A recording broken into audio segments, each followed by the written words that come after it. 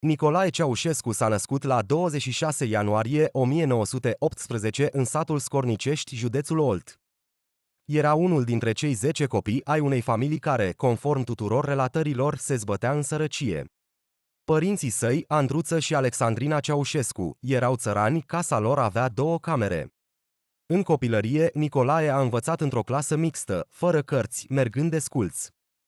A văzut luptele zilnice ale românilor, o experiență care, se pare, și-a pus amprenta asupra convingerilor sale ideologice.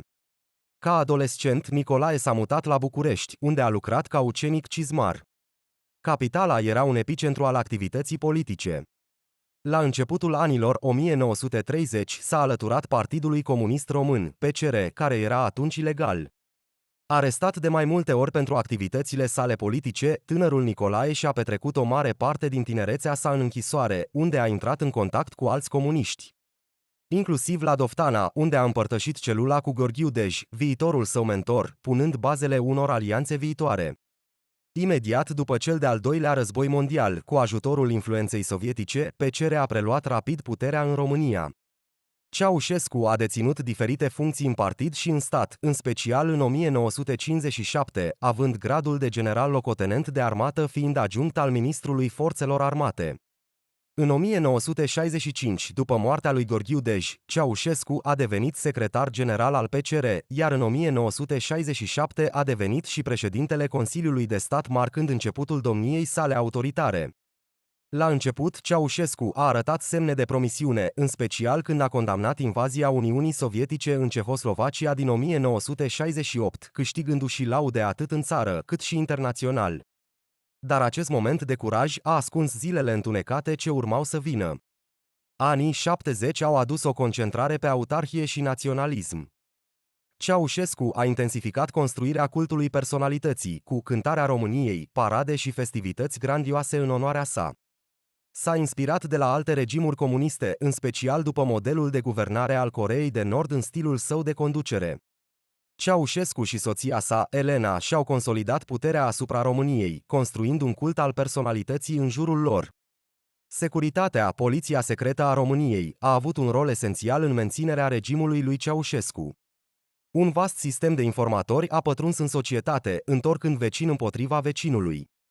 Acest climat de frică, neîncredere și represiune prezenta similitudini cu alte state totalitare. Multe vieți au fost distruse, cu nenumărate persoane închise, torturate sau ucise. Cu toate acestea, pe măsură ce anii au trecut, domnia lui Ceaușescu a luat o turnură mai sumbră. Ambițiile sale pentru România au venit la un preț mare. Proiectele urbane extinse au condus la strămutarea a mii de persoane, demolarea nenumăratelor sate și biserici și la ridicarea unor blocuri uniforme, precum și reconfigurarea Bucureștiului, având ca piesă centrală Casa Poporului, astăzi Palatul Parlamentului. În paralel, o politică de austeritate strictă a împins națiunea într-o criză de datorii și într-o stare de disperare. Anii 1980 au văzut România înfometată. Ceaușescu a luat decizia de a rambursa întreaga datorie externă a României, ceea ce a dus la scăderea drastică a nivelului de trai. Raționalizarea mâncării, electricității, căldurii sau lipsa apei calde au devenit norma. Cu toate acestea, în fața unor astfel de adversități, inimile românilor au început să își găsească vocea.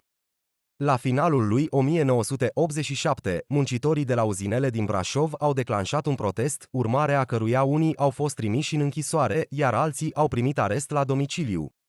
În martie 1989, 6 lideri comuniști i-au adresat lui Ceaușescu scrisoarea celor 6, criticând dominația sa asupra partidului și politica regimului.